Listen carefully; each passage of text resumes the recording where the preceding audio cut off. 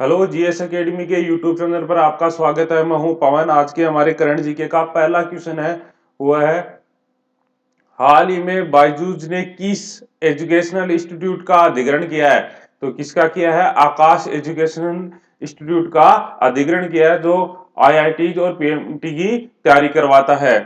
ठीक है, तो बायजूस के सीईओ कौन है? वो है रविंद्रन बायजू। कौन है? रविंद्रन बायजू है, वो इसके सीईओ है।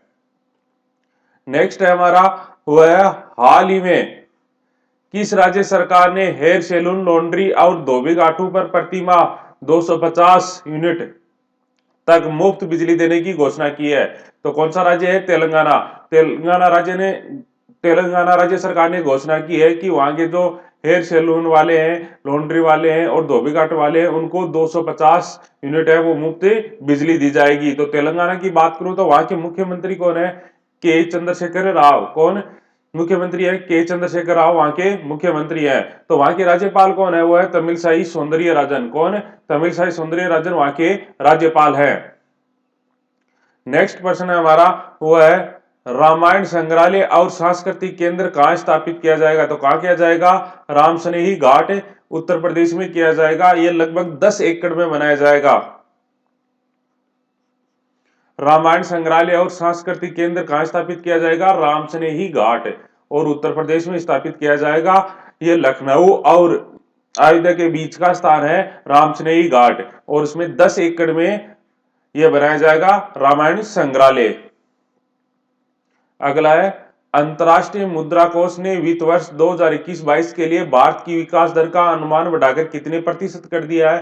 तो आईएमएफ ने कितना कर दिया है? वो कर दिया है 12.5%। कितना कर दिया है? 12.5%। अंतर्राष्ट्रीय मुद्रा कोष ने भारत के लिए वित्त वर्ष के लिए 2021 और 22 के लिए भारत की जो विकास दर है वो बढ़ाकर कितनी कर दी है? 12.5% का अनुमान कर दिया है।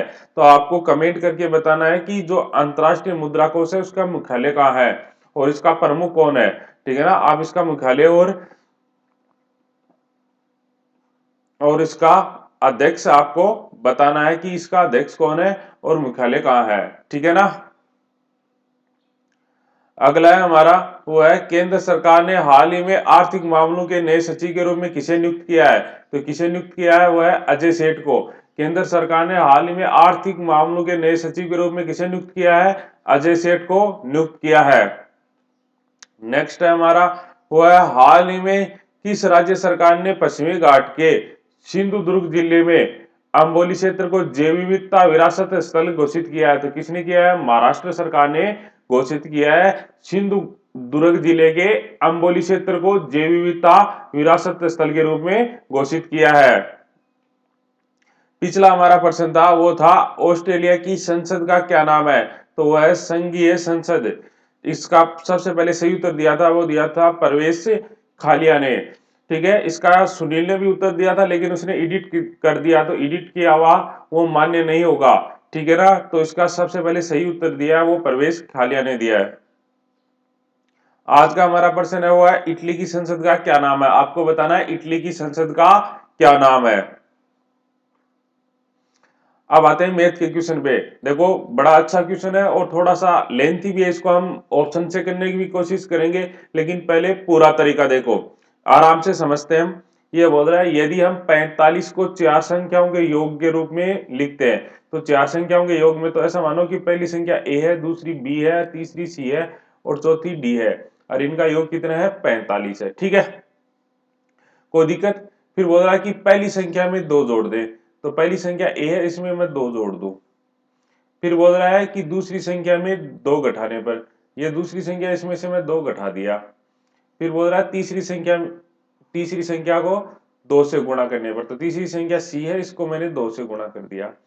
ठीक है, और फिर बोला चौथी संख्या को दो से भाग देने पर, फिर मैंने चौथी संख्या डी है उसको मैंने दो से भाग देने पर हमेशा समान परिणाम मिलता है। समान परिणाम यानी इक्वल हो जाते हैं। ठीक है, अब बोल रहा है वे संख्या है, हमें वो संख्या पूछिए। तो देखो क्या बोला था क्वेश्चन को दोबारा देख लेते हैं। ये बोला कि हम 45 को चार संख्याओं के योग में, तो पहली संख्या मैंने मान ली 45 का पहला भाग ए, दूसरा बी, तीसरा सी और चौथा डी मान लिया, इनका योग 45 है। फिर बोल रहा पहली संख्या में 2 जोड़ने पर, दूसरी संख्या में से 2 घटाने पर, तीसरी संख्या को 2 से गुणा करने पर और चौथी संख्या में 2 का भाग देने पर हमेशा समान परिणाम मिलता है। ठीक है, बोल रहा है वे संख्याएं हैं। अब देखो इसको हल करना है, तो इसको हल करने के लिए हमें देखो एक तरीका है कि इसको बराबर इतनी संख्या है तो इनके बराबर मैं मान लेता हूं के। क्या मान लेता हूं के। समझ में आया। अब देखो इसको हल कर लेते हैं। ठीक है, मैं पेन का कलर चेंज कर लेता हूं ताकि समझने में आसानी हो। अब देखो सभी के बराबर के है, यानी a प्लस 2 के बराबर भी क्या है, के है। ठीक है, b माइनस 2 के बराबर भी क्या है, के है। तो इसका मतलब a प्लस 2 के बराबर के है। तो a का मान कितना आ गया हमारा, ये आ गया देखो 2 प्लस में इधर आके माइनस में, तो कितना आ गया k माइनस 2। इसी प्रकार b का आ जाएगा, यहाँ के माइनस है तो इधर आके प्लस में, तो k का मान आ गया k प्लस 2। c का मान आ जाएगा देखो 2 गुणा में इधर आके भाग में, तो k बटा 2। और d का मान आ गया हमारा, वो आ गया देखो 2 भाग में इधर आके गुणा में 2d। ठीक है, और इनका मान मैं यहां रख देता हूं क्यों, इनका योग कितना आ रहा है, 45 आ रहा है। ठीक है, तो मैं यहां रख देता हूं। तो कितना, एक का मान k माइनस 2 है, b का मान है k प्लस 2, c का मान है k बटा 2 और d का मान है वो है सॉरी 2 के, और बराबर हमारा कितना दिया है, 45 दिया है। ठीक है, कोई दिक्कत। अब देखो मैं इसको हल कर लेता हूं। इसमें देखो माइनस 2 से माइनस 2 कैंसिल हो गए। ठीक है, इसको हल करूंगा तो कितने, 2 के और 2 के 4 के, तो 4 दूनी 8 है 9 के, तो 9 के बटा 2 बराबर आ गया हमारा 45। ठीक है, 9 पंचो 45 हो गया। कोई दिक्कत। दो भाग में इधर आके गुना में, तो के बराबर कितना आ गया हमारा, 10 आ गया। के बराबर कितना आ गया, 10। ठीक है, अब मैं वो संख्या पूछिए तो इसमें मान रख देता हूँ। एक के का मान कितना आ गया हमारे पास, वो आ गया है 10 आ गया। तो इन सभी में मैं के का मान रख देता हूँ। पहले मैं रखूंगा तो 10 माइनस 2 बराबर कितना आ गया हमारा 8। तो पहली संख्या कितनी होगी, 8 हो गई। समझ में आया। ठीक है, दूसरी संख्या कितनी होगी, देखो दूसरी संख्या हमें होगी, के का मान यहां से रख देता हूं मैं, देखो के का मान ये रहा। ठीक है, यहां से रख देता हूं तो कितना आएगा, 10 प्लस 2 बराबर कितना आ गया, 12। तीसरी संख्या होगी, देखो के में 2 का भाग यानी 10 बटे 2 बराबर कितना आ गया, 5। तीसरी चौथी संख्या हमारी 2 के यानी 2 गुणा 10 बराबर कितना आ गया, 20। वो संख्या आ गई। तो वो संख्या कौन कौन सी है, 8, 12, 5 और 20 है। ठीक है, कोई दिक्कत किसी के। अब इसको अगर ऑप्शन से करें तो ये ऑप्शन में जरूर मिलेंगे। अब देखो आप ऑप्शन से करो तो बोल रहा है पहली संख्या में से दो, पहली संख्या में 2 जोड़ने पे, तो देखो 8 में 2 जोड़ो कितना हो रहा है, 10 हो रहा है। दूसरी संख्या में से 2 घटाने पर, तो देखो 12 में से 2 घटाओ कितना हो रहा है, 10 हो रहा है। हो रहा ना। तीसरी संख्या को 2 से गुणा करने पर, 5 को 2 से गुणा करो कितना, 10 हो रहा है। फिर बोला चौथी संख्या में 2 का भाग देने पे, तो 20 में 2 का भाग दो कितना हो रहा है, 10। सभी बराबर हो रहे हैं। तो इस प्रकार आप ऑप्शन से भी चेक कर सकते हो, आपका 1 सेकंड ही लगेगा उत्तर आने में। समझ में आया, किसी के कोई दिक्कत। नेक्स्ट क्वेश्चन है हमारा, ये बोल रहा है वो वही देखो, ये 1333 नहीं 1323 था। 1323 को किस न्यूनतम संख्या से गुणा किया जाए कि पूर्ण घन बन जाए, आपको घन बताना है। ठीक है, तो इसको देखो तरीका है कि इसके गुणनखंड निकाल लो, मतलब 1323 के गुणनखंड निकाल लो। तो निकालूंगा मैं, पहले किसका भाग दूं, मैं 3 का भाग दूं, तो कितना जाएगा, ये 441 बार चला जाएगा। फिर मैं 3 का भाग दूं तो ये 147 बार चला जाएगा। फिर मैं 3 का भाग दूं तो ये 49 बार चले जाएगा। फिर मैं 7 का भाग दूं तो ये 7, और यहाँ मैंने 7 का पूरा पूरा भाग दे दिया। ठीक है, अब देखो कोई भी क्यूब है, जैसे 27 है तो उसमें देखो 3 के जोड़े बन रहे हैं 3। 64 है तो इसमें देखो 4 के जोड़े बन रहे हैं 3, बन रहे हैं ना। तो इसका मतलब तीन तीन से एक ही संख्या के 3 जोड़े हो, यानी 3 बार गुना हो तभी वो क्यूब हो सकती है। देखो यहां देखो, ये तो क्यूब है, क्यों, 3 बार गुणा है एक संख्या। लेकिन ये देखो कितनी बार गुणा है, सिर्फ 2 ही बार गुणा है। तो किसको न्यूनतम गुणा करना पड़ेगा, हमें एक संख्या और से गुणा करनी पड़ेगी, वो 7। तो 7 देखो 3 बार गुणा हो जाएगा तो क्यूब हो जाएगा। क्यूब मतलब घन। तो यही तो बचा, किससे गुणा करूं मैं, तो किससे गुणा करूं मैं, 7 से गुणा करूं। ठीक है ना।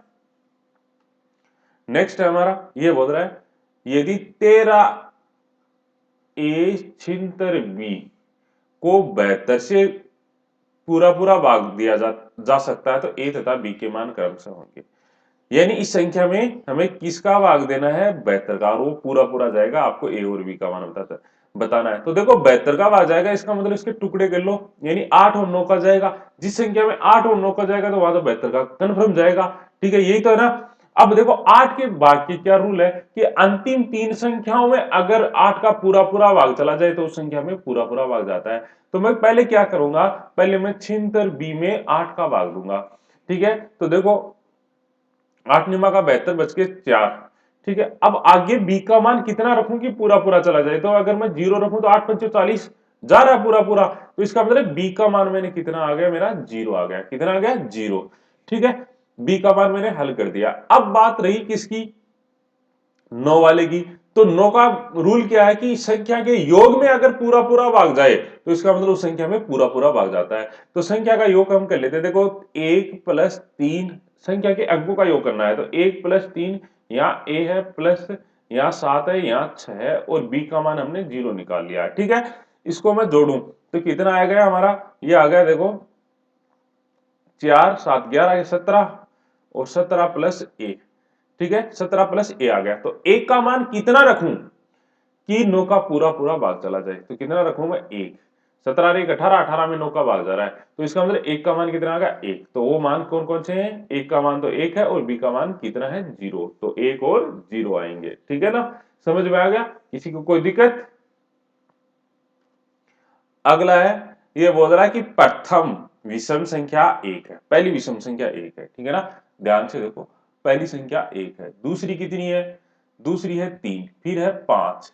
ये आगे बढ़ रहा है, ये क्रम आगे भी चलता है, ये क्रम आगे भी चल रहा है। तब 300वीं विषम संख्या क्या होगी, आपको 300वीं विषम संख्या बतानी है। ठीक है ना, तो हमें ऐसे ही क्रम चल रहा है, और 300 नंबर की आपकी बतानी है, 300 नंबर पे कौन सी संख्या आएगी। ठीक है, अब देखो आपको nवां पद निकालना है, तो कैसे निकालते हो, वो फॉर्मूला है a plus n minus one into डी। यही तो फॉर्मूला है, इसमें रख दो। आपको 300 पद निकालना, a का मतलब प्रथम पद होता है, तो 1 है। ठीक है, n यानी कितने पद निकालने आपको, 300 माइनस 1। अब देखो अंतर कितने का चल रहा है इनमें, d का मतलब अंतर कितने का चल रहा है, 2 का। ठीक है, इसको मैं हल कर देता हूं, तो ये आएगा 1 प्लस 2 को गुणा कर दूंगा तो ये आएगा 600 माइनस 2। इसको मैं घटा दूं तो माइनस 1, 600 में से 1 घटाऊंगा कितना आएगा, 599। तो वो कौन, 300 नंबर की विषम संख्या कौन सी होगी, 599 होगी। समझ में आया, कोई दिक्कत। नेक्स्ट है आपका, ये बड़ा आसान सा क्वेश्चन है। ये बोल रहा है कि किसी संख्या में 10% लड़के, लड़के की संख्या लड़कियों के 1/6 भाग के बराबर है। ठीक है, यानी बॉयज का 10% है, यानी 10/100, वो जो गर्ल्स है उसके 1/6 भाग के बराबर है। ठीक है, फिर बोल रहा था 10% लड़कियों की संख्या 3/50 भाग लड़कों के बराबर है, तो स्कूल में कुल लड़के तथा लड़कियों के बीच क्या अनुपात होगा। देखो आप इसको दोनों, इस लाइन से भी क्वेश्चन को हल कर सकते हो और ऊपर वाली से भी हल कर सकते हो, उत्तर सेम ही आएगा। ठीक है, तो मैं एक लाइन से ही हल कर लूं, दोबारा हल करने की कोई जरूरत नहीं है, मतलब ये एक्स्ट्रा लाइन दी है, इसका कोई मतलब नहीं है। ठीक है, अब देखो इसको काटता हूं मैं, 1 शून्य से 1 शून्य, इसको मैं नीचे काटूं तो ये आ गया 5 और 3। ठीक है, अब देखो अगर कोई भी, जैसे आपके पास ऐसा लिखा हुआ है a/3 बराबर b/5 है, आपको a अनुपात b बताना है। ठीक है ना, तो इसका नीचे वाला ही यानी इसका उल्टा ही इसका मान होता है, मतलब कितना आएगा, 3:5। तो ऐसे इसमें बॉयज और गर्ल्स का अनुपात कितना आ जाएगा, उल्टा आ जाएगा, कितना, 5:3। जो इसके नीचे लिखा हुआ है इसका अनुपात होता है। ठीक है, और अगर बराबर में हो तो कितना आ गया, 5:3। समझ में आया, कोई दिक्कत किसी के। ठीक है, अब मैथ का आपके लिए पहला क्वेश्चन है। यह बोल रहा है कौशल प्रत्येक सही हल के लिए 3 अंक प्राप्त करता है तथा प्रत्येक गलत हल के लिए 2 अंक खोता है भाई। ठीक है, यहां आएगा, होता नहीं है, खोता है। ठीक है, माइनस करता है। वह 30% हल करता है तथा 40 अंक प्राप्त करता है, तो उसने कितने परसेंट सही हल किए। ठीक है, आपको बताना है कि टोटल कितने सही किए हमने ना, राइट। अगला है, यदि किसी संख्या में छोट 6 जोड़ दिया जाए तब वह अपने की 1.5 गुना हो जाती है, 6 जोड़ते ही 1.5 गुना होगी। लेकिन जब उसमें से 4 घटा दिया जाता है तब वह घटकर अपने की 2/3 हो जाती है। वह संख्या क्या है, आपको बतानी है। नेक्स्ट है, एक छात्रावास में यदि 2 छात्र एक कमरे में रहते हैं, 2 छात्र एक कमरे में रह रहे हैं, तो 5 कमरे कम पड़ते हैं। कितने कम पड़ रहे हैं, 5। यदि एक कमरे में 3 छात्र रहते हैं तब 2 कमरे बचे रहते। अगर एक कमरे में आप 3 रहे तो हमारे पास 2 कमरे शेष रह रहे, तो छात्रों की संख्या क्या है आपको बतानी है। नेक्स्ट है एक खंभा का 1/6 भाग कीचड़ में, 1/6 भाग कीचड़ में, शेष जितना भी बच गया उसका 1/2 भाग जल में है तथा शेष 5 मीटर जल के ऊपर है। तो बोल रहा है खंभे की लंबाई क्या है बतानी है आपको। लास्ट क्वेश्चन है दो संख्याओं का गुणनफल कितना है 336 है, उनके योगफल उनके अंतर से 32 अधिक है, उनका योगफल है वो अंतर से 32 अधिक है, तो वे संख्याएं हैं आपको बतानी है। ठीक है, कमेंट करके जरूर बताइएगा तथा वीडियो को ज्यादा से ज्यादा अपने व्हाट्सएप ग्रुप, ठीक है, और फेसबुक पे शेयर कीजिएगा। धन्यवाद, थैंक यू।